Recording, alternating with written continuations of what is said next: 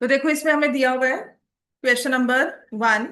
जो इसमें है, इसमें लिखा है a line intersects, a line intersects the y axis and x axis at points p and q। ये तुम्हें करवाया हुआ क्वेश्चन है। दूसरी चीज है, आपको वर्कशीट जो दी हुई थी ना मैंने कोऑर्डिनेट की अलग से, उसमें क्वेश्चन होगा ये। Respectively, if 2, -5 is the midpoint of PQ,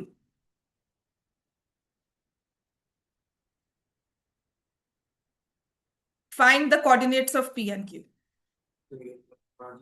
हाँ, find coordinates of point P and point Q।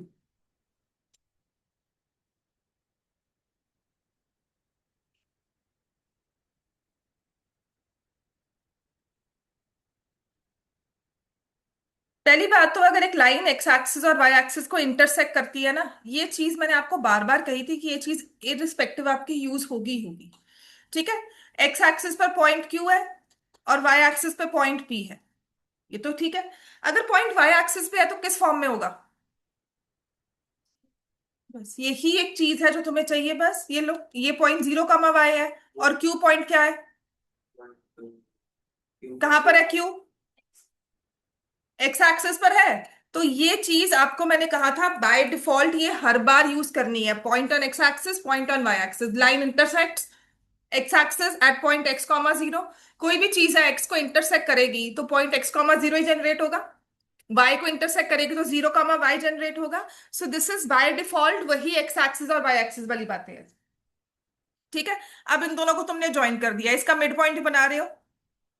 Not with standing कि मैम ये फिगर आपकी एज पर स्केल नहीं है, कि ये तो यहां होना चाहिए था, वो नहीं सोचते हम, क्योंकि हमारा फॉर्मूला वो टेक केयर कर लेता है। हमने सिर्फ इसको रिप्रेजेंट किया graphically. It's not as per scale, actual figure नहीं बनाई है। तो ये मिड पॉइंट मैंने ले लिया, ये 2, -5 है। तो ये कैसे आया होगा 2, -5? हम्म। हम्म। कुछ नहीं, कुछ नहीं सोचना। तुम्हें ये प्लॉट करने को नहीं कहा है। तभी कह रही हूँ, जब हम इन चीजों में घुस जाते हैं ना, या तो हमारा वो होता है एडवांस स्टेज, जैसे मैं आप समझ पा रही हूँ कि 2, -5 है, इसको नीचे रख लो। कुछ नहीं होने वाला तुम्हारा आंसर जो कैलकुलेशन बेस होने वाला है ना। या तो हम करें कि हम लोग सिर्फ ग्राफ से सॉल्व कर रहे हैं, फिर तो मैं एग्जैक्ट जाऊंगी। फिर ग्राफ सॉल्व नहीं कर रही हूँ, जैसे मैं अगर आपसे पॉइंट ड्रॉ करती हूँ कि ये लाइन बन रही है, आप अप्रोक्सीमेटली बताते हो हाँ लाइन बन रही है, आप मुझे कहते हो कि अच्छा यहाँ से मैं आपको, जब मैं ग्राफ के थ्रू नहीं समझा रही हूँ ना, then I not go for exact of graph expectation की, नहीं नहीं उसको तो एक्चुअल बनाओ जी, इसको तो स्केल लेकर बनाओ, नहीं करती हूँ। करना भी नहीं चाहिए। जो होता है एडवांस स्टेज होती है कि चल अब समझ में आना शुरू हो गया, देन विल मूव। राइट। तो हम इसको ग्राफ के साथ में इसको सिर्फ समझ रहे हैं। पॉइंट ऑन एक्स एक्सिस, तुम ये भी लिख सकते हो विदाउट इसको, तुम इसको ऐसे भी दिखा सकते हो कि एक पॉइंट एक्स एक्सिस पे है, ये क्यूब है। ये पॉइंट वाई एक्सिस पे है तो 0, y है। इनका मिड पॉइंट है 2, -5। ज्यादा ज्यादा हम कॉन्सेप्ट डालते हैं ना किसी चीज में, वो कंफ्यूजन दिमाग में ही आती है। तो obviously always keep thing simple, एक सबसे अच्छा काम होता है मैथ्स में, हर चीज को सिंपल रखना है। ठीक है। अब मुझे बताओ मिड पॉइंट फॉर्मूला क्या है? फॉर्मूला तो यूज करवाया था ना, हाँ बस फिर क्या है फॉर्मूला, क्या होता है मिड पॉइंट का, बोलो सभी बच्चों। x1 + x2 divide by 2, y1 + y2 divide by 2। अच्छा बताओ जी, ये x1 हो गया, मान लो ये x2 वाला पॉइंट हो गया है ना। तो किस किस को ऐड करोगे? 0 + x/2 किसके इक्वल आना चाहिए? मिड पॉइंट के 2 के इक्वल आना चाहिए, मिड पॉइंट के x कोऑर्डिनेट के इक्वल आना चाहिए। तो x की वैल्यू क्या आ गई? तो तुम्हारा पॉइंट ऑन एक्स एक्सिस क्या हो गया? उसने अपने आप ध्यान रख लेना इस चीज का, आपके आंसर में कोई फर्क नहीं आने वाला। ये तो जब हो ना कि हमें विजुअली दिखाना होता है, डिस्क्रिप्शन अच्छी रखनी होती है कि नहीं हमें एग्जैक्ट दिखाना है, देन इट्स रिक्वायर्ड। कोई गलत नहीं कर सकता इस चीज को, क्योंकि आप फॉर्मूला यूज कर रहे हो। ठीक है। अब आप पी का, अगर वाई कोऑर्डिनेट निकालना है तो क्या करेंगे? वाई, y + 0/2 किसके इक्वल आएगा? -5। सो y की वैल्यू क्या हो जाएगी? -10। y की value will be -10। Hello. So point on y axis, हाँ। हाँ जी बोलिए। Good afternoon.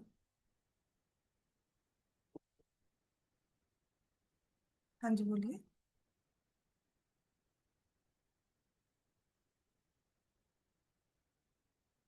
ओके, मैं ना भी बिजी हूँ थोड़ा, मैं आपसे बाद में बात करूंगी।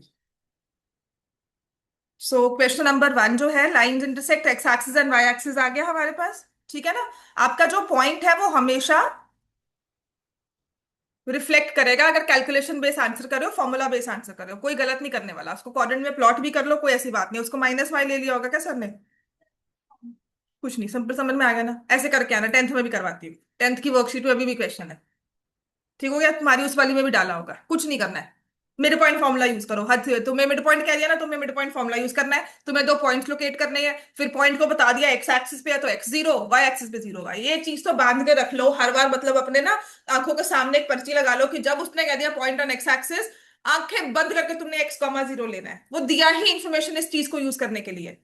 आपको ये नहीं कहा कि point is x comma zero. मैं कह रही हूँ नहीं नहीं, मेरे पास तो पॉइंट है उसका, वो एक्स एक्सिस पे लाई करता है, तो अपना दिमाग लगाओ। मेरे पास तो पॉइंट है उसका, एक्स कोऑर्डिनेट ये है। मैंने आपको ये नहीं कहा कि पॉइंट इज 4 कॉमा वाई, मैंने कहा नहीं नहीं, मेरे पास पॉइंट आया उसका एक्स कोऑर्डिनेट 4 है, so that means you have to now find y. फिर मैं कह रही हूँ नहीं, डिस्टेंस फ्रॉम एक्स एक्सिस 4 है, तो अब दिमाग मेरा क्या लगना चाहिए कि नहीं, वो -4 भी हो सकता है प्लस, क्योंकि डिस्टेंस तो पॉजिटिव है। अब ये जो डिस्टेंस फ्रॉम एक्स एक्सिस है, अगर मुझे विजुलाइज नहीं होता पहली स्टेजेस में, मुझे नहीं समझ में आता, और 2 साल मुझे भी समझ नहीं आया था, सीरियसली कह रही हूँ, तो मैं उस समझने के लिए, देखो मैं सीरियसली बताती हूँ व्हाई आई से दिस, क्योंकि I could not visualise things that easily. ये कोऑर्डिनेट में विजुलाइज नहीं करती थी। बीइंग अ टॉपर, अब ये एक नंबर गंवाना तो बहुत बड़ी बात है ना, कि छोड़ देंगे कोई बात नहीं, नहीं होता था। तो मैं हमेशा एक टेक्निक डिवाइस करती थी कि नहीं, मेरा आंसर सही होना चाहिए। 2 सेकंड लेट लगा लूंगी, पर पेपर में मुझे पता है पेपर टाइम पे खत्म होगा, रिवीजन होगी और आंसर बिल्कुल कॉन्फिडेंटली सही होगा। फॉर्मूला रट्टा नहीं मारना है मुझे, ठीक है। तो मुझे कहा है distance from x axis, from x axis. अब मैं इंग्लिश वाली स्टूडेंट हूँ, बच्चा हूँ, इंग्लिश पढ़ा हुआ हूँ, ठीक है ना। तो फ्रॉम का मतलब क्या होता है, वहां से। तो फ्रॉम एक्स एक्सिस कुछ ये समझ में आएगा, तो समझ में आ गया वर्टिकल का हुआ है। तो देन आई वुड से कि अच्छा, डिस्टेंस फ्रॉम एक्सेस अगर 4 यूनिट्स का है, तो इसका मतलब अब क्वेश्चन मुझे कह रहा है कि नहीं नहीं, अब तुम्हें फंसाने की कोशिश कर रहा हूं, तो मैं वो +4 भी लिख सकती हूँ वाई को, और -4 भी लिख सकती हूँ, कि अब पॉइंट जो है वो x,4 की फॉर्म में है, x,-4, मतलब उसका वाई कोऑर्डिनेट 4 दिया हुआ है मुझे, ठीक है। बट उसने डिस्टेंस वर्ड यूज कर लिया, तो now that my brain is working, I will say कि डिस्टेंस प्लस माइनस हो सकता है। समझ में आ गया? क्वेश्चन में आपको ट्रिक करना है, आपने उसे समझना है कैसे होगा। तो उन्होंने उसको जो टेक्निक्स दी हुई है उसको हम बस याद रखते हैं। जहां पे डिस्टेंस की बात हो, प्लस माइनस लेना है। आपको दिया होगा एक्स एक्सिस की पॉजिटिव साइड पे है तो +4 हो गया, फर्स्ट क्वाड्रेंट पे है तो +4 हो गया, एंड सो ऑन, अगर इन्फॉर्मेशन ऐसी कुछ और दी हुई है हमें, ठीक होगी बात ये। और आंख बंद करके कभी भी जब मैच करोगे, कोऑर्डिनेट करोगे और कहा जाएगा पॉइंट ऑन एक्स एक्सिस, मतलब वो कह ही रहा है कि तुम्हें आता है कि नहीं आता। How can you change this information from English to mathematical language? एक point on x axis, mathematics में वो क्या होगा, x,0, हमारी मैथ्स की लैंग्वेज में वो x,0। समझ में आ गई बात है? नेक्स्ट है, अब देखो इसमें क्या होता है, इसमें हम सिर्फ फॉर्मूला लगाएंगे। May be, I will not से, ये शायद हमारा डिस्टेंस फॉर्मूला से ना हो, this could be from your area of triangle, जो शायद नेक्स्ट ईयर डाल देंगे। अच्छा, नेक्स्ट ईयर के सिलेबस में ना आई एम रूटिंग की आपको मेट्रिसेस आ जाएगा, बेसिक्स, पता नहीं क्या डालने वाले हैं। And C, A,B are collinear. अच्छा, इसमें ना हम लोग पॉइंट्स को नहीं देखते हैं, मैं कभी भी ना नंबर्स में नहीं घुसती कि अच्छा ये 3 पॉइंट्स दिए हैं। अब हमारा कॉन्सेप्ट क्या कहता है कि अगर कोलिनियर पॉइंट्स के बारे में बात हो रही है तो हम क्या कहेंगे, एक 3 पॉइंट्स को रैंडमली ले लिया, ठीक है। अब ये 0 0 है, ये तो स्टार्टिंग है, समझ में आता है। उसके बाद कहीं ये ए होगा, 1,2, और फिर सी को मैंने ऐसा कुछ ले लिया, ठीक है। अगर ये कोलिनियर पॉइंट्स है तो इनमें क्या करना चाहिए, हमारा कॉन्सेप्ट जो मैंने समझाया था वो क्या कहता है कि हम क्या निकालते हैं, डिस्टेंस, ठीक है। We find OA, we find AC, and we find OC। समझ में आ गया? ये तीनों डिस्टेंस निकालते हैं, तुम्हें कैसे करवाया ये? हाँ, वही करवाया ना। हाँ, समझ में आ गया। तो अब क्या करेंगे, अब OA का डिस्टेंस निकालो भी, क्या होगा, वही करवाया ना, बिकॉज ये चीज जो है ना, this is basically from area of triangle, उससे बहुत आसान हो जाता है, ए बी में इक्वेशन बनती है, वो एरिया ऑफ ट्राइंगल की बात है, वो तो 10th में डिलीट हो चुका है, 9th में नहीं है। पर हमें डिस्टेंस फॉर्मूला के थ्रू भी कर सकते हैं। तो हम क्या करेंगे इसको, ओ ए डिस्टेंस कितना हो जाएगा, will it be 1 square plus 2 square under root, हाँ जी दीदी हम लिख क्यों नहीं रहे हैं, पेन का है, स्क्वायर रूट ऑफ 5 यूनिट्स आ गया। ए सी का डिस्टेंस क्या लिखोगे, a-1 का होल स्क्वायर प्लस b-2 का होल स्क्वायर अंडर रूट, और ओसी कितना लिखोगे, a² प्लस b² का अंडर रूट। अब ओ ए प्लस ए सी लिखा था इक्वल टू ओ सी। अच्छा पहले ये लेना है, ठीक है, अगर ऑर्डर में दिया हुआ है तो बिल्कुल ठीक है।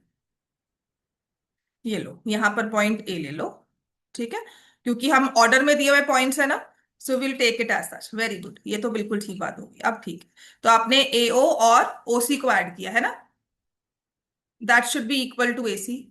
हाँ करो बस इसको ऐड अप, तो ये आ जाएगा √5 प्लस a² प्लस b² का under root equal to a-1 का होल स्क्वायर b-2 का होल स्क्वायर। अब स्क्वायरिंग बोथ साइड्स की थी, लंबा चौड़ा काम करवाया है, रैशनलाइजेशन करवाई नहीं है, है ना। कॉम्प्लिकेट ही होता है बिकॉज ये हमारा एरिया ऑफ ट्राइंगल का क्वेश्चन है, एक नंबर 1 मार्क का क्वेश्चन होता है, उसमें फॉर्मूला लगाते हैं। अब तो 11th में 10th में भी नहीं आता, हम 11th में करवाते हैं, ये होगा 1 2 0 0 a b देन अगेन 1 2, बस ये 0 0 हो गया, ये भी 0 0 हो गया, सो 2a-b = 0 दिया। अल्टीमेटली ये आना चाहिए, है ना। हाँ यही आता है ना, आएगा यही। ये तो एमी घुसाने वाली, इसमें तो एमी सच में कह रही हूँ, this is something, squaring both sides करोगे। अब क्या था क्या है इसमें, अगर मैं स्क्वेयरिंग भी करती हूँ ना, तो आपको वो फॉर्मूला आना चाहिए, x² plus y² plus 2xy, ये वाली चीज आनी चाहिए। लंबा चौड़ा काम है, करवाने से नहीं हम डरेंगे, चलो करते हैं, देखते हैं, कुछ तो पहुंचेंगे कहीं पर। आपको ना बस क्या होता है, स्टेप बाय स्टेप चलना है, दैट आप you do squaring both sides ही, ठीक है। अब पाइथागोरस चेक करना क्यों आसान होता है ना, क्योंकि हम AC² प्लस BC² लिखते हैं, लेकिन यहां पर ना स्क्वायर नहीं हो रहा, तो आपने स्क्वेयरिंग बोथ साइड्स किया, तो ये एक टर्म है, ये दूसरी टर्म है, तो x प्लस वाई का होल स्क्वायर हो गया।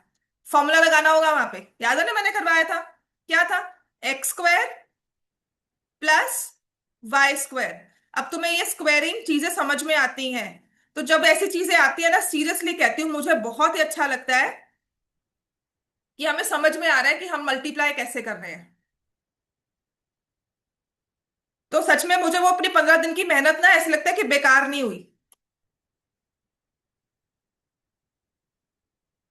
समझ में आया, a² plus b² plus 2ab, अब ये 2ab मैंने लिखा, आप इसमें नहीं घुस रहे हो कि कैसे लिख दिया, now you understand that it's 2√5 into √a² plus b² इकट्ठा स्क्वायर रूट में आ जाएगा। अब आप क्या करोगे, this is 5 plus a² plus b², अब इसको कुछ नहीं कर सकते, ये ऐसे ही रहेगा, ठीक है।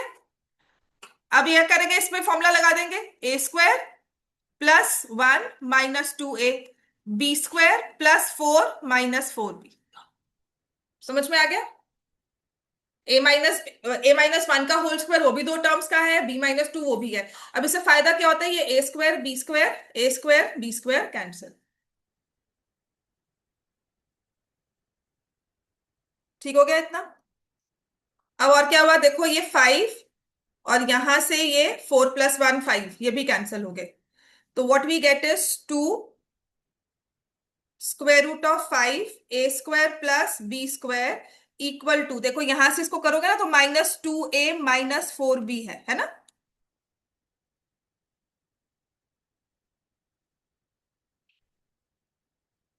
स्क्वेयरिंग कर दे फिर से,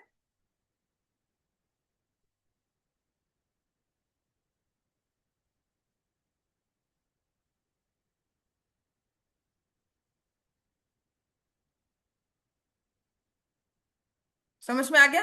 अच्छा ये 2 भी अगर हम कॉमन ले ले तो कैंसिल हो जाएगा, 2 आ गया, ये √5 इंटू a² प्लस b² हो गया, यहां से आई टेक -2 कॉमन, तो ये a + 2 भी आ गया, यहां से ये भी मैंने कैंसिल कर दिया, ठीक है। अब ये लंबा चौड़ा क्वेश्चन है, ये देखो 5 a square plus B square equal to minus of a plus 2b। Clear है सबको? हाँ जी क्लियर है। सिर्फ कैलकुलेशंस है और कुछ नहीं है। ठीक है, फिर हम करेंगे फिर से स्क्वेयरिंग बोथ साइड्स में, स्क्वायर रूट को हटाना है। तो आपने क्या, स्क्वेयरिंग बोथ साइड्स। अब स्क्वेयरिंग बोथ साइड्स में 5 इंटू ए स्क्वायर 5 इंटू बी स्क्वायर आ गया मल्टीप्लाई होकर, ये तो स्क्वायर हो गया, ये भी स्क्वायर हो गया और यहां भी स्क्वायर हो गया। अब ये स्क्वायर होगा तो माइनस का स्क्वायर तो प्लस में हो जाता है, प्लस ये हो गया a+2b का होल स्क्वायर। इसको सॉल्व करोगे, 5a² plus 5b² a² plus 4b² plus 2, नहीं 4ab।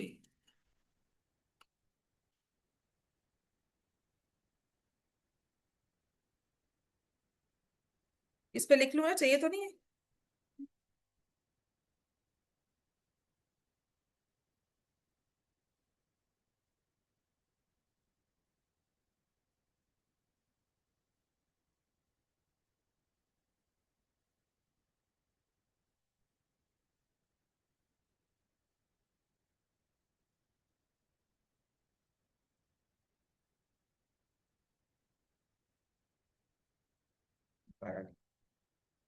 कैंसिल करें तो ये आ जाएगा 4a² plus b² minus 4ab equal to 0। कहीं गड़बड़ थी फिर? आंसर तो भैया आना चाहिए, सर्कल बन गया उसने पॉइंट को ना। माइनस, अच्छा।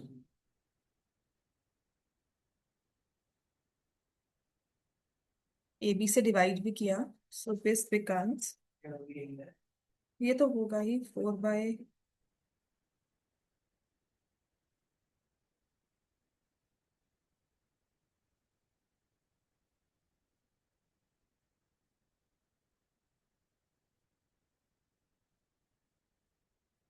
यही आया था आंसर स्कूल में।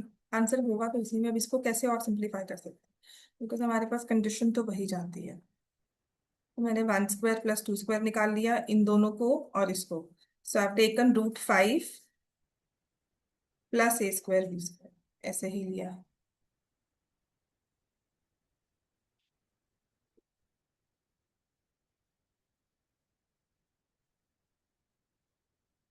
मार्क तो वही आएगी, सी हमारा नेगेटिव में चला गया अगर तो, तब भी ऑर्डर में भी आएगा a² b² और वहां से 1² प्लस 2² विच इज 5, और फिर a-1 प्लस b-2।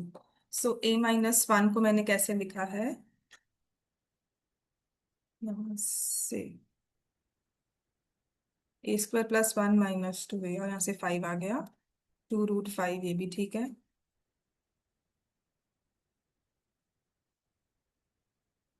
देख कैलकुलेशन तो सारी सही है ना, पर हमारा कोलिनियर वाला क्यों नहीं देता, बिकॉज ये पॉइंट को सर्कल की फॉर्म में लग रहा है, मतलब कि उसने क्या किया, उसने पॉइंट को मूविंग फॉर्म में दे दिया। नहीं, उसने पॉइंट को, ठीक है, यही आंसर होगा, ठीक है ठीक है, मूविंग पॉइंट, ठीक है, सर्कल नहीं, ठीक है, यही होगा आंसर। ठीक है, 4a² plus b² minus 4a। ये 10th का क्वेश्चन है, इसके लिए बहुत कुछ पढ़ना पड़ता है पहले। चलो नेक्स्ट लिखो। ठीक है, ये होता है माइंडलेसली काम करवाना, कि डिस्टेंस फॉर्मूला आ गया तो कुछ भी करवा दो। The coordinates of point which are equidistant from the vertices, ये ना 10th के चैप्टर में, 10th के एग्जाम्पलर में है। तो इसके लिए ना अभी तो आपको समझ में आता है, तो इसके लिए पहले आपको सरकम सेंटर, आपको कॉन्ग्रुएंसी भी नहीं आती, कुछ भी नहीं आ रहा, तो वही चीज है, coordinates of a point which are, रट्टा लगवा दूंगी और कुछ नहीं है, तो इसको याद ही करना है, which are equidistant from, which is, हाँ, which are equidistant from the vertices of triangle O A B, where A दिया हुआ है 0 0, बी दिया हुआ है, ओ दिया हुआ है 0 0, ए दिया हुआ है 2x, 0 और बी दिया है 0, 2y। तो कहते हैं हमें वो पॉइंट निकालना है जो इससे तीनों से इक्विडिस्टेंट हो। तो लेट द पॉइंट बी, ये क्वेश्चन कैसे करवाया था उन्होंने, फिगर के साथ। जो पॉइंट इक्वल डिस्टेंस पे लेना ना, उससे मैंने P A, B ले लिया। ठीक है। अब वो कह रहा है कि एक ट्रायंगल ऐसा बना हुआ है, ये मान लो ओ 0 0 है, ये 2x, 0 है, और ये 0, 2y है। तो एक ऐसा पॉइंट ले रहे हो जो इन तीनों से इक्वल डिस्टेंस पर है। तो ये हमने पॉइंट पी लिया, तो आप कह रहे हो PO equals to P A equals to PB. ठीक है, हमारे पास कंडीशन क्या आएगी, PO equals to P A equals to PB. समझ में आ गया। Let the point this A B is equidistant from the three vertices, तो ये PO equal to P A equal to PB हो गया। बात समझ में आ गई सबको। पीओ की लेंथ निकालो, क्या हो जाएगा, A square plus B square का अंडर रूट। पी ए की लेंथ निकाली, ए -2x का whole square, B square under root. P B निकाला, A square plus B -2y का होल स्क्वायर अंडर रूट। लिखो। बात समझ में आ गई। डिस्टेंस फॉर्मूला लगा लिया हमने। अब फिर इन दोनों को लेके स्क्वायरिंग बोथ साइड्स करना है। अब इसका ना बहुत शॉर्टकट होता है। A square plus B square लिया हमने, इक्वल टू A -2x का whole square plus B square. ठीक है। अब इसको स्क्वायरिंग बोथ साइड्स कर दिया, तो ये आ जाएगा A square plus B square, और देखो पूरा ही स्क्वायर रूट में है। A -2x का whole square plus B square, तो मैंने मैंने बी स्क्वायर ही हटाया, मैं इसको हटा पहले तो, है ना। अब देखो ए स्क्वायर, ये ए माइनस बी होल स्क्वायर फिर से पीछा नहीं छोड़ेगा, वो स्क्वायरिंग जो मैंने फॉर्मूलाज आपको करवाए थे। x - y होल स्क्वायर क्या होता है, x square plus y square -2xy। याद है फॉर्मूला। तो ए स्क्वायर प्लस 2x का whole square -2 into a into 2x। तो ये ए स्क्वायर भी गया, तो मेरे पास आ गया 0 = 4x² -4xa। ठीक है। तो 4x² -4xa = 0 आ गया। ठीक है ना। अब आपने इसमें से 4x कॉमन ले लिया, x -a, तो x की वैल्यू क्या आ गई आपके पास, a। अब ये चीज करने के लिए पॉलिनोमियल्स करना बहुत जरूरी है।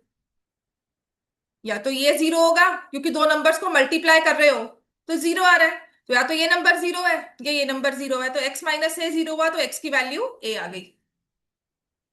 समझ में आ गई बात ये। ठीक है। ये याद ही करना होगा, बेटा 10th का क्वेश्चन है, मैं कुछ नहीं कर सकती, ये ऐसा ही है। तो for this you need to understand कि हम डिस्टेंस फॉर्मूला लगा रहे हैं, हम क्वाड्रेटिक को सॉल्व कर रहे हैं। ठीक है। तो वो स्टेप बाय स्टेप होता है, पहले 4 चैप्टर्स करके आते हैं। नहीं समझ में आया अभी, इंटू x - a। ठीक है। तो या तो 4x = 0 है, या x - a = 0 है, तो इससे x की वैल्यू 0 आ गई, या x की वैल्यू a आ गई। अच्छा, अगर x की वैल्यू को 0 ले लोगे ना, तो ये पॉइंट यहीं पर आ जाएगा 0 0, तो वो कैसे हो जाएगा, हम नहीं लेंगे। हम यहाँ पर x की वैल्यू को a लेंगे। अब ऐसे ही इन दोनों को इक्वेट कर दो, ये जो तुम्हारे पास बचे थे, इसको फर्स्ट वाले को और लास्ट वाले को, b वाली टर्म को ले लो। √(a² + b²। ये MCQ क्वेश्चन है, और ओरली होने वाला क्वेश्चन है, अगर हमें कॉन्सेप्ट पता हो। ठीक है। ये ले लिया डिस्टेंस। ये तो पंगे लेने भी नहीं चाहिए बच्चों के साथ, सीरियसली। इस इनिशियल स्टेज पर ना मेरा एक्सपेक्टेशन ये रखना कि तुम्हें सब आ जाए डिस्टेंस फॉर्मूला में, वो सबसे बड़ा आपके साथ धोखा है। आपके साथ एक्चुअली ये मतलब एक समझने मतलब बिल्कुल बेवकूफी वाली बात हो जाती है कि if I give you difficult of difficult question सिर्फ अपने आप को दिखाने के लिए कि नहीं मैं बहुत अच्छे क्वेश्चंस लेकर आई हूँ, नहीं हैंडल होते हैं। A² + B² अभी के लिए तो आपको सिर्फ आपकी एनसीईआरटी का limited number of questions practice के लिए दे देना, तो वही काफी है। ठीक है। तो यहाँ पर मैंने प्लस लिखना, तो मैंने माइनस लिख दिया, माय मिस्टेक। ये प्लस है बच्चों, है ना, ये प्लस है, यहाँ भी प्लस होगा, प्लस करेंगे। सो b² + 4y² -4by। तो देखो A² B² कैंसिल हो जाता है, फिर से 4y कॉमन लिया, y - b आ गया, तो y की वैल्यू b आ जाएगी।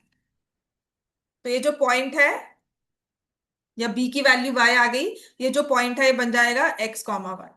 p के कोऑर्डिनेट्स जो है वो x, y है। अब ये होता कैसे है, प्रैक्टिकली देखे ना इसको, आप 2 मिनट में आंसर निकाल लोगे। बेटा ये तो या तो 4y = 0 है या y - b = 0 है, तो y की वैल्यू b आ गई यहाँ से। हमने कहा 4y = 0 और y - b = 0। ठीक है, तो यहां से y की वैल्यू b आ गई, अब b की वैल्यू y आ गई। अब इसका मतलब क्या है, अगर ये सारी कैलकुलेशंस कर ली है ना, अब आराम से इस क्वेश्चन को देखो। जब मैं इसको प्लॉट करती हूँ, अब ये क्वेश्चन है, जब हम ना 0 0 पॉइंट देखते हैं ना, तो ओरिजिन से हम इसको प्लॉट करना शुरू करना, सोचना शुरू कर देते हैं। Then I see the other points, this is like observation. 0 0 तुम्हारा ओरिजिन हुआ। फिर दूसरा पॉइंट क्या दिया हुआ है, 2x 0।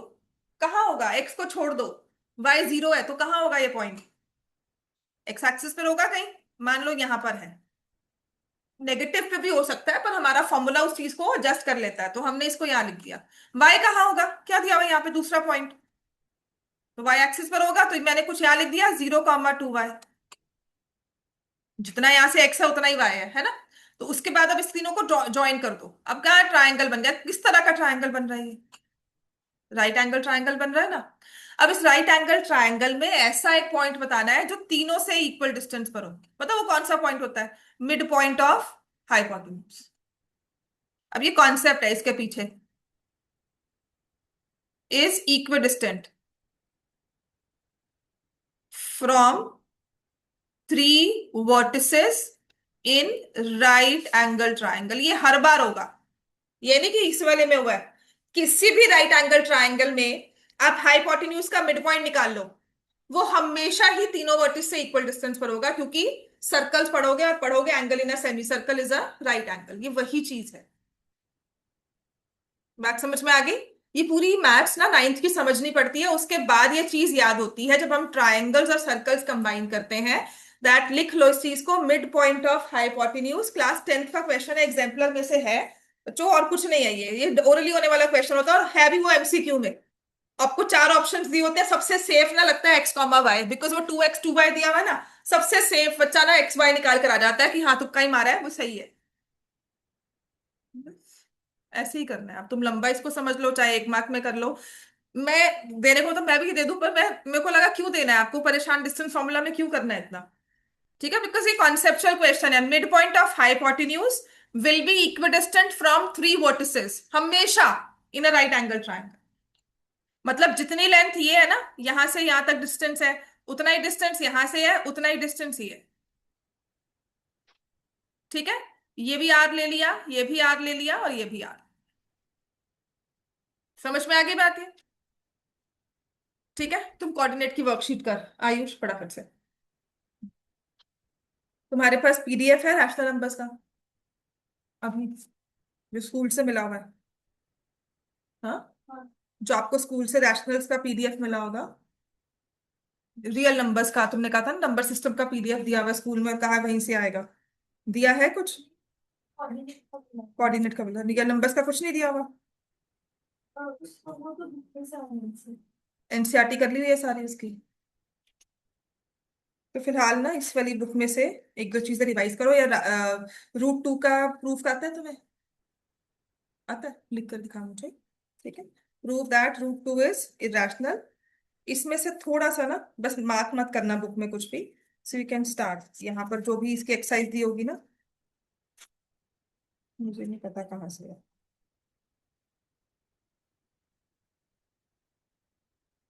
ये देखो, चलो लाइन एंड एंगल्स बच्चों, चलो इसमें से करो, और तुम कोऑर्डिनेट पूरी कर ले सारी वो।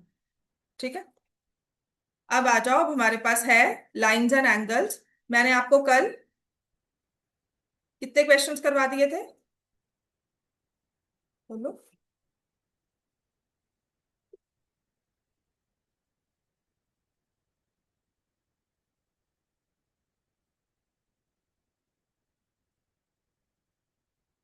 एक्सरसाइज के 3 क्वेश्चंस करवाए थे ना, P Q R = P R Q,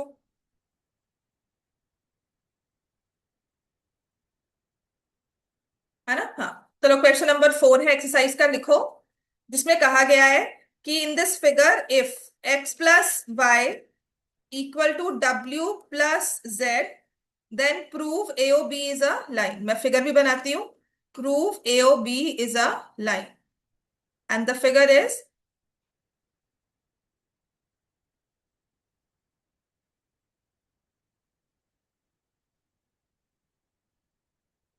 ये दिया हुआ है ए पॉइंट, ये दिया है बी, ये दिया है सी, और ये दिया है D. This is point O, ये है पॉइंट जेड, ये होगा डब्ल्यू, ये होगा एक्स, और ये होगा वाई। तो कहता है एक्स प्लस वाई डब्ल्यू प्लस जेड के इक्वल है। तो आपको प्रूव करना है एओ बी एक स्ट्रेट लाइन है।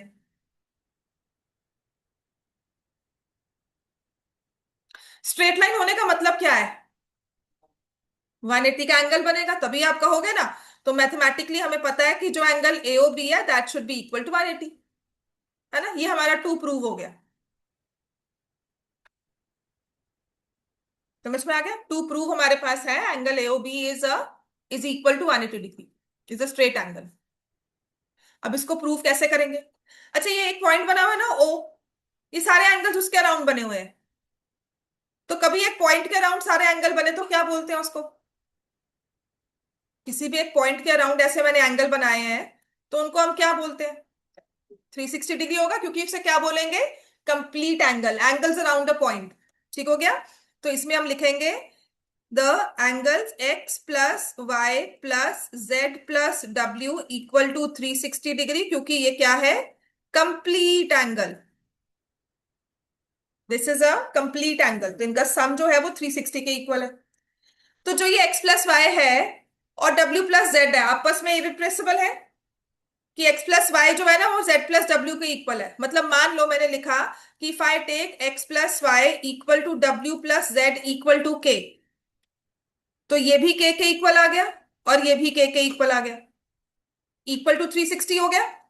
या 2 टाइम्स के इक्वल टू 360, तो के की वैल्यू कितनी आ गई? 180 डिग्री। इसका मतलब अब तुम क्या कह रहे हो? तुम कह रहे हो एक्स प्लस वाई 180 है। तो ये देखो, ये एक्स था जो एंगल बीओसी है, और ये वाई जो एंगल एओसी है। ठीक है। तो मैं कह रही हूं angle BOC plus angle AOC जो है वो 180 डिग्री है। तो इसके बेसिस पर क्या तुम्हारा ये कंप्लीट एंगल एओबी बन रहा है? और तुम्हें यही प्रूव करना था। बस प्रूव।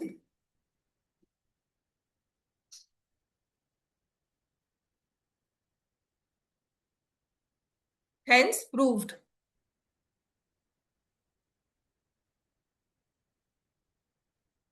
घर जाके रिवाइज कर रहे हो लाइंस एंड एंगल्स मैथ्स वगैरह कुछ? तुम भी बच्चों 25th मेरे को पेपर है, पढ़ रहे हो घर जाके मैथ्स को?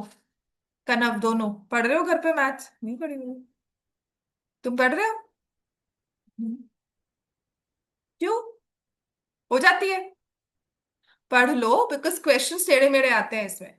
डायरेक्ट अगर क्वेश्चन बुक से आ जाए ना फिर तो क्या बात है। आएंगे, पर कुछ एक क्वेश्चंस होंगे जो ऊपर नीचे करके ना, मतलब ट्विस्ट करके दिया होगा। अभी मैं करवाऊंगी जो कॉन्सेप्चुअल क्वेश्चन है, पर उसी को अगर हम दो तीन तरह से लिख दें तो उसके अंदर की बात को समझना है हमें। कर लिया सबने? अब इसका एक्सरसाइज का क्वेश्चन नंबर 5 करवाऊंगी। कर दो रेस। एक्सरसाइज का क्वेश्चन नंबर 5। कल ना मैं आपको रैशनल नंबर्स का टेस्ट दूंगी, क्लास में बैठकर आप दोनों ने करना है। ठीक है। जो फर्स्ट थर्ड आपका नंबर सिस्टम है ना उसका टेस्ट दूंगी बेस्ड ऑन योर एनसीईआरटी, जितने एनसीईआरटी के कॉन्सेप्ट्स हैं उन पर। समझ में आ गया? तो उसमें रूट टू को ड्रॉ करना, रूट टू का प्रूफ लिखना, जितना आता है उतना लिख लेना। हाँ। हाँ तो करवाया ना। हाँ, मैं नहीं छोड़ सकते बच्चे। आपको पिछला एक्स्ट्रा करवा सकते हैं, लेकिन जो इस टर्म में है ना, इस साल में है, वो नहीं छुड़वा सकते, क्योंकि वो कहीं ना कहीं नेक्स्ट ईयर यूज होगा। ठीक है। तो डिस्टेंस फॉर्मूला आएगा, मैंने करवाया है तुम्हें। तो ये लिखा हुआ है PO Q is a line, ray O R is perpendicular to line PQ. OS is another ray lying between rays OP and OR. Prove that angle ROS is equal to half of angle QOS minus angle POS.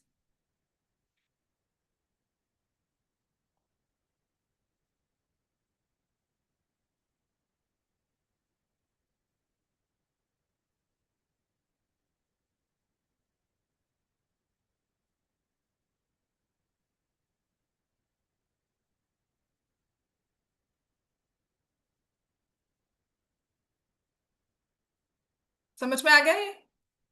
ठीक है। अब ये कुछ इस तरह से figure दी हुई है इसकी। क्वेश्चन लिख लिया ना हमने सबने?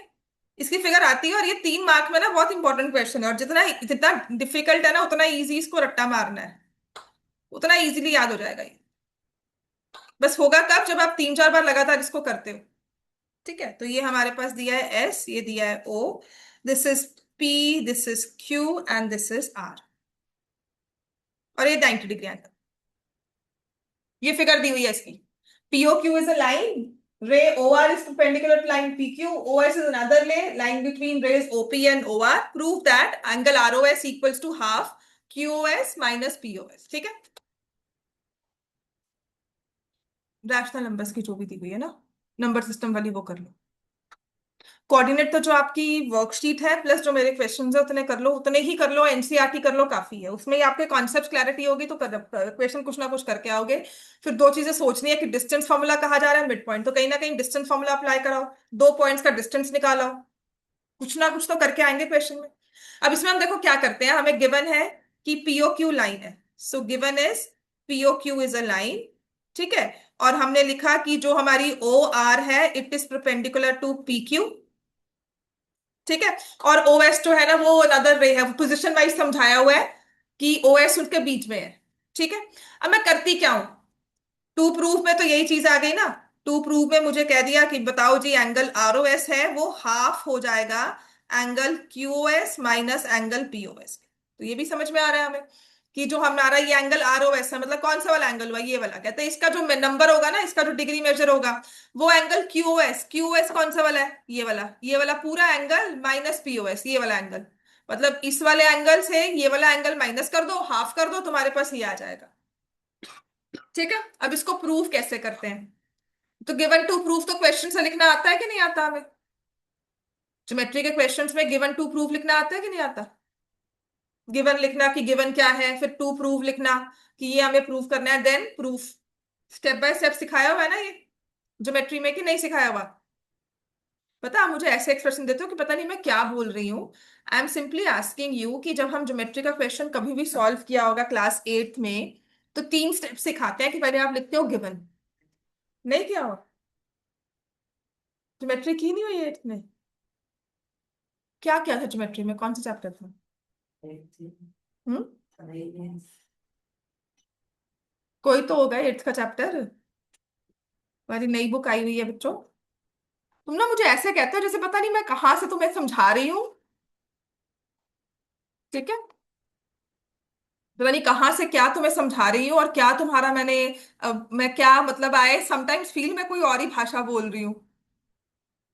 क्या कर दिया तुम्हारी 8th को उन्होंने? पार्ट 1। पार्ट 1 में कौन कौन से चैप्टर्स थे? चैप्टर 1 कौन सा था? Square and a cube. ठीक है। पार्ट 2 कौन सा था? सारा किया हुआ है कि नहीं किया हुआ ये? पावर प्ले पुरानी बुक थी? नई बुक इस बार नहीं थी? ये वाली बुक नहीं थी? पुरानी एनसीईआरटी थी सबको? वो पुरानी एनसीईआरटी में तो फिर सारे ज्योमेट्री कॉन्ग्रुएंस वगैरह। तुम्हारी तो अपनी होगी ना? DAV BCM अपनी बुक लगाता है। हाँ, DAV भी अपनी बुक लगाता है। तो ये वाला नहीं था? Story of numbers.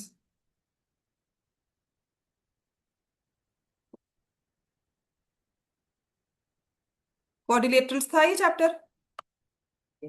Rectangles and, शायद। कुछ भी याद नहीं है, वेरी गुड। हाँ, तुम लोग पढ़कर आए हो 8th के, ऐसे बस पास हो गई? ऐसी हो गई? बड़ा अच्छा काम है यार तुम्हारा। कॉन्ग्रुएंट्स आपको डिलीट करवा दी थी, है ना? कॉन्ग्रुएंट्स नहीं थी, congruence of triangles. We distribute yet multiply, this is multiplication वाला प्रिंसिपल होगा। तो आ जाओ बच्चों, फिर हम क्या करते हैं, whenever we have to write a question on geometry. अभी क्लास में करवाया है किसी टीचर ने?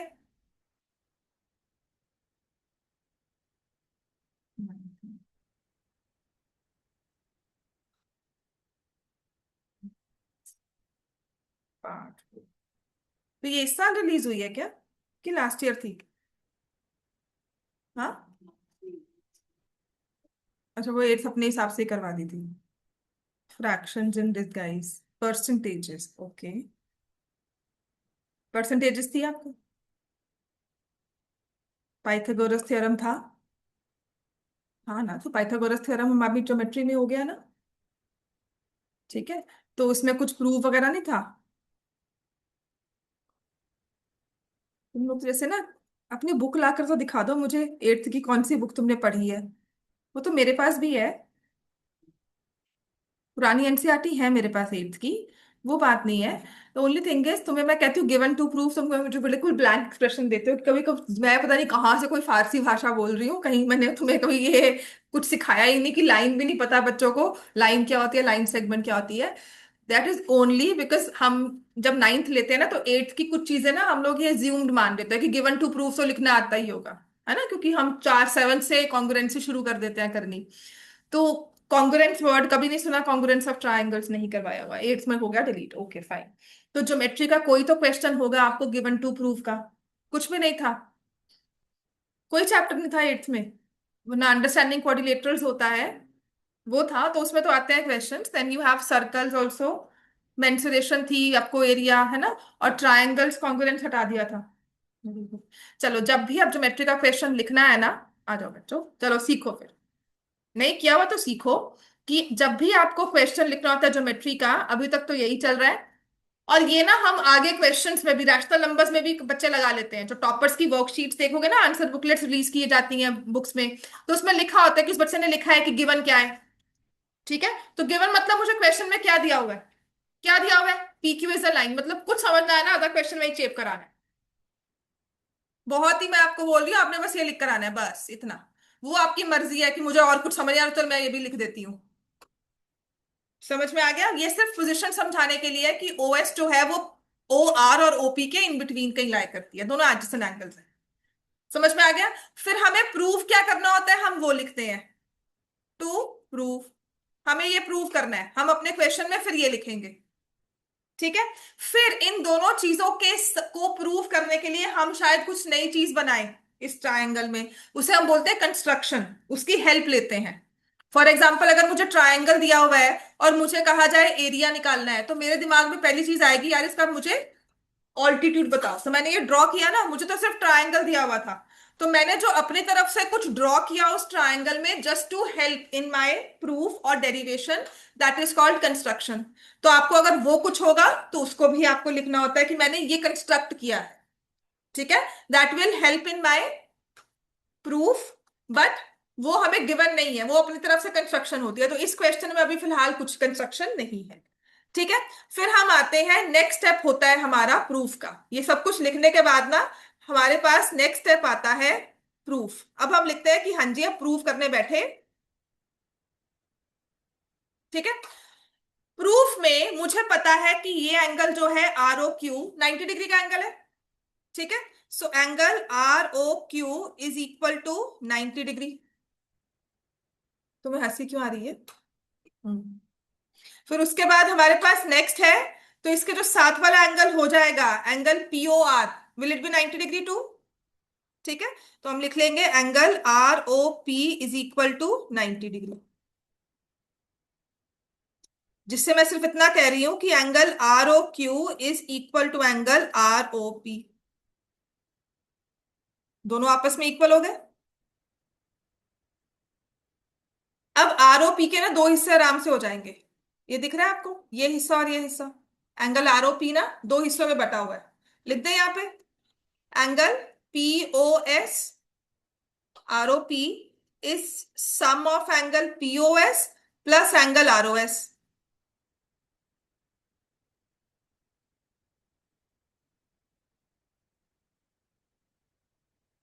समझ में आ गया? बस अब ये चीज याद रखनी है कि इस आर ओ क्यू को मैं कैसे लिखूंगी। आर ओ क्यू को लिखूंगी, यहां से मैंने लिया Q O S, obtuse angle लिया क्यू ओ एस, उसमें से माइनस कर दूंगी आर ओ एस। ये पूरा क्यू ओ एस लिया, इसमें से ये वाला एंगल मैंने माइनस कर दिया, तो मेरे पास ये आर ओ क्यू आ गया। बस इतना सा इसको याद रखना है। कि आर ओ क्यू को, एक तो एंगल दो हिस्सों में बट जाएगा, दूसरे वाले के भी दो हिस्से करने हैं, तो वो बड़े एंगल में से छोटा एंगल माइनस होगा। बात समझ में आ गई? इतना बस, इस चीज को हमें याद रखना है। This is my deciding factor पूरे क्वेश्चन को सॉल्व करने का। जिसने ये लिख लिया होगा, इसको समझ में आ गया होगा, उसके लिए प्रूफ बहुत आसान है। अब क्या करोगे, देखो, ये क्यू एस दिया है, ये आर ओ एस दिया है, यहाँ पे पी ओ एस और आर ओ एस। तो मैं क्या करती हूँ, आर ओ एस को इकट्ठा कर लेती हूँ, इधर ले जाओ, आर एस को प्लस हो जाएगा, और पीओ एस को इकट्ठा इधर ले आऊंगी, तो angle Q S minus angle PO S is equal to angle R O S plus angle R O S. समझ में आ गया? ये Q O S P O S है ना, ये देखो, क्यू एस पीओ एस और आर ओ एस आ गया कि नहीं आया? तीनों चीजें आ गई हमारे पास। Q S minus PO S चाहिए था, हमने वो भी लिख दिया। देखो क्या बन गया हमें, ये आर ओ एस को ऐड करोगे तो two times angle R O S आ गया, equal to angle Q S minus angle PO S. तो angle R O S is half of Q O S minus PO, hence proved.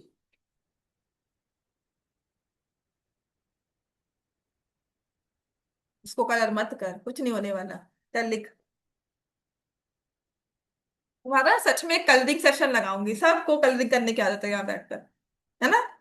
तुम्हें यहाँ पे colours दूंगी, तुम बैठ करना, यहाँ पे ड्राइंग फाइल दे दूंगी कलर करना।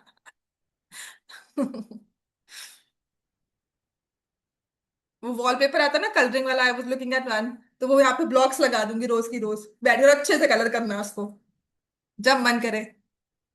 मुझे ही पता लगेगा कब बच्चा बोर हो रहा है, चलो भी क्लास में लेकर आओ वापस उसको। ठीक है, so this will be proved. अब इसका लास्ट क्वेश्चन कर लो, इंपॉर्टेंट है, इस एक्सरसाइज का लास्ट क्वेश्चन। तुम्हें क्लास में करवाई है कि नहीं करवाई एक्सरसाइज पूरी ऐसे ही? इस तरह से ही करवाई है, तुम्हें ये भी नहीं पता होगा क्या करवाया, लाइन देन एंगल्स। बहुत बच्चों, तुम तो सच में ना ऐसे आते हो कि बस यही है। स्कूल को बेकार का मत समझो। मैं वो टीचर नहीं हूँ जो बोलूंगी कि नहीं नहीं स्कूल में कुछ नहीं पढ़ाते, मत पढ़ो, स्कूल में पढ़कर आओ और बताओ क्या पढ़ाया है। दोनों से फायदा लो, असिस्टेंस लो।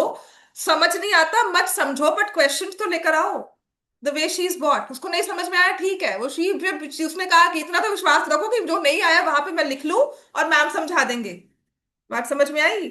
स्कूल को ये मत कहना कि कुछ नहीं करवाया, समझ ना आए वो अलग बात है, मत समझो वहां पर, बट इतना तो प्रेजेंट वहां पर हो क्लास में कि आपको क्या करवा रहे हैं आपको पता हो। समझ में आया? हाँ। मीडियन नहीं होगा तुम्हें। मीडियन होता है जो हम ट्रायंगल में हम अगर साइड का मिड पॉइंट लेते हैं, ठीक है, तो अगर इस ऑपोजिट वर्टेक्स और डी को ज्वाइन कर दिया तो ए बी मीडियन। ठीक है, जिसे हम बोलते हैं line joining the vertex to the mid point of opposite side.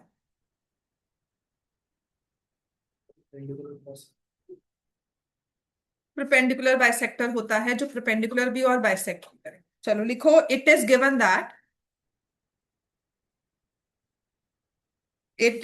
That angle x y z equal to 64 degrees and xy is produced to point P. Draw a figure from the given information.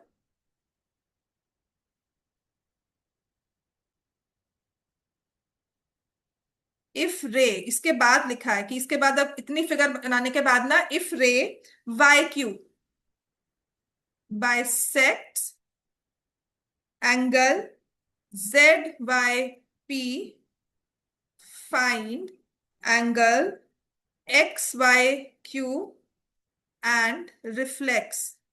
अच्छा, reflex बताया था ना मैंने आपको, QYP।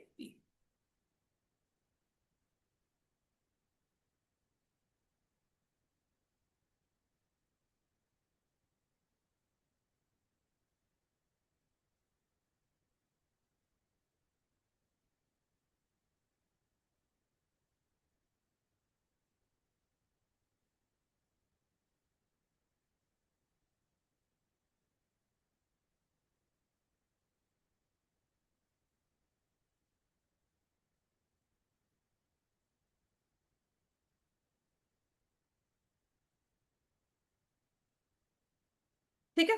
अब इतनी सी figure हमने draw करनी है, इसकी फिगर हमें दी नहीं हुई है, हमें खुद ही बनाना है इस क्वेश्चन में। तो क्या हम एंगल एक्स वाई जेड बना सकते हैं? वो 64 डिग्री के इक्वल है, तो can I draw angle X Y Z? बनाओ। एक्यूट एंगल होगा, है ना? तो कुछ ऐसे बनेगा। अब तुम इसको नाम दे दो। अच्छा, वर्टेक्स क्या होगा इस एंगल का? वाई होगा ना, इतना तो पता है हमें, है ना? और ये कोई एक्स हो गया और ये कोई जेड हो गया, ठीक है ना? और ये हम इतना लिख देंगे, ना समझ में आ गया? This is 64 degree. अब उसने क्या कहा है? एक्स वाई को प्रोड्यूस किया है पॉइंट पी पर। अब यही यूक्लिड कहता है कि अगर हमने कोई लाइन सेगमेंट बना दी ना, तो ये नहीं कि बस खत्म हो गई, उसको कभी भी एक्सटेंड कर सकते हैं। पहले सोचो, ये प्रूव करने के लिए भी ना हमें इसको अलग से लिखना था, क्योंकि उस लाइन सेगमेंट को एक्सटेंड कर सकते हैं, इसलिए हमने इसको आगे बढ़ा दिया। मतलब इतना है कि उसने कहा कि आपके पास एक रिबन है ना? वो उतनी छोटी सी लेंथ है, आपको थोड़ी बड़ी करनी है, तो आप उसको एक एंड बांध सकते हो, दूसरे रिबन को लाकर चिपका सकते हो और उसको लंबा कर सकते हो। इसका मतलब ये है कि प्रैक्टिकली जब हम करते हैं तो ऑब्वियसली वो लाइन बन जाएगी ऐसे ही। अगर मैंने कोई एक लाइन ली दो पॉइंट्स के बीच में, तो मैं उसको आगे बढ़ा सकती हूँ ऐसे। समझ में आ गया ना इतना? तो अब इस चीज को हम कह रहे हैं कि हमने एक्स वाई को आगे बढ़ा दिया, है ना? अब एक्स वाई को बढ़ाएंगे तो ये वाई से बढ़ाते हैं इधर, है ना? क्योंकि वो तो आगे बढ़ ही रही है यहाँ से, एक्स तो आगे बढ़ ही रहा है ना यहाँ से।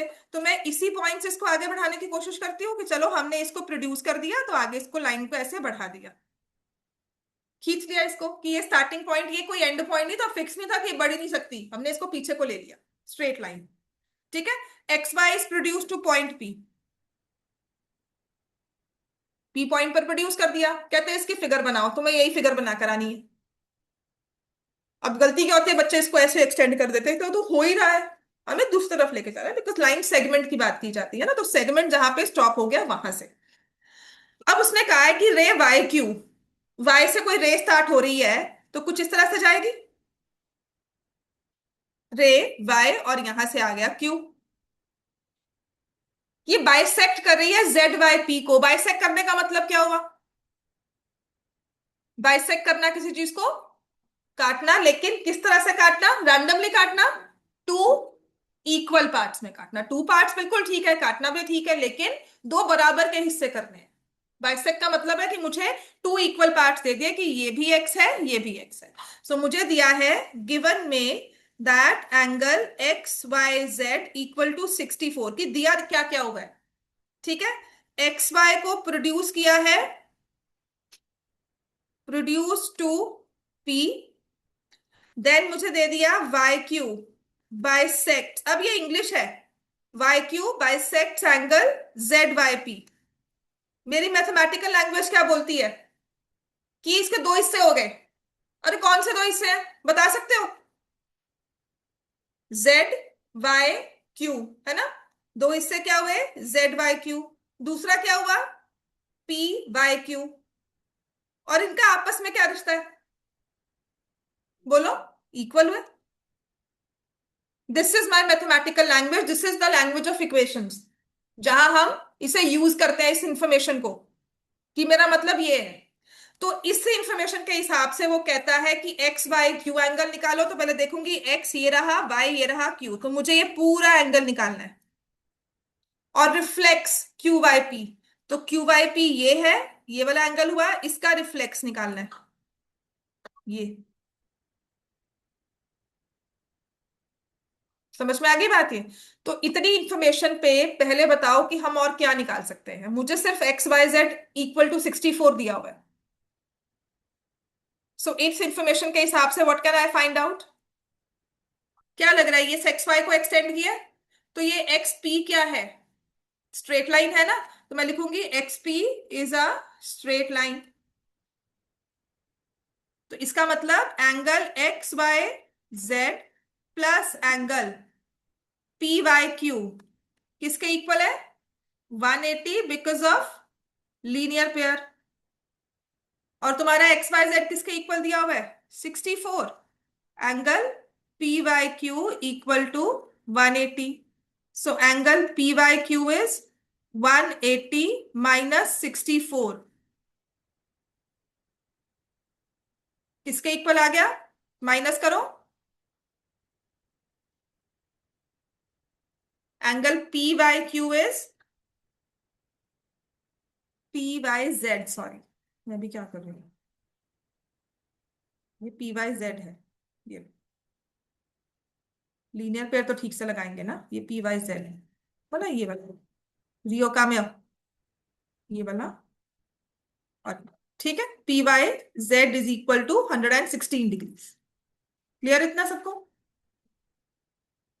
ठीक है ना? अब मुझे निकालना है X Y Q. So how will I find X Y Q?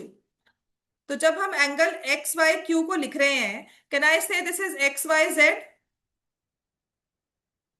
Plus angle Z Y Q? ठीक है, एक्स वाई जेड किसके इक्वल है? 64। और जेड वाई क्यू हाफ है 116 का, क्योंकि तो बाइसेक्ट कर रहा है। तो मैं क्या लिख दूंगी, half of angle X Z Y P. समझ में आ गया इतना? So we'll get 64 plus half of 116 degrees, which is 64 plus 58। Answer कितना होगा, 122। तो आपका angle X Y Q is 122 degree. हम काम कर लिए, समझ में आ गया इतना? अब रिफ्लेक्स निकालना है angle Q Y P. So that is equal to 360 से माइनस कर देंगे एंगल क्यू बाई पी। ठीक है, minus angle Q by P. 360 से क्यू बाई पी कितना होगा बताओ? ये एंगल कितना है? ये और ये वाला एंगल इक्वल था आपस में। ये कितना निकाला है तुमने? Half of 116। तो ये भी कितना आ गया, हाफ ऑफ 116 डिग्रीज माइनस 58।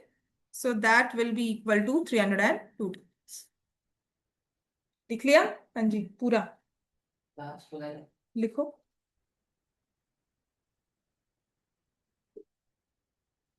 पढ़कर आओ घर से तुम लोग लाइन्स एंड एंगल्स, जो स्कूल में करवाया हुआ है जितना भी है। कोई बुक कोई कुछ भी शेयर किया, चाहे पुरानी एनसीईआरटी है, पर पढ़कर आना बहुत जरूरी है। ठीक है, चलो क्या करूँ, लाइन्स एंड एंगल्स का पॉलीनॉमियल क्या करूं मैं?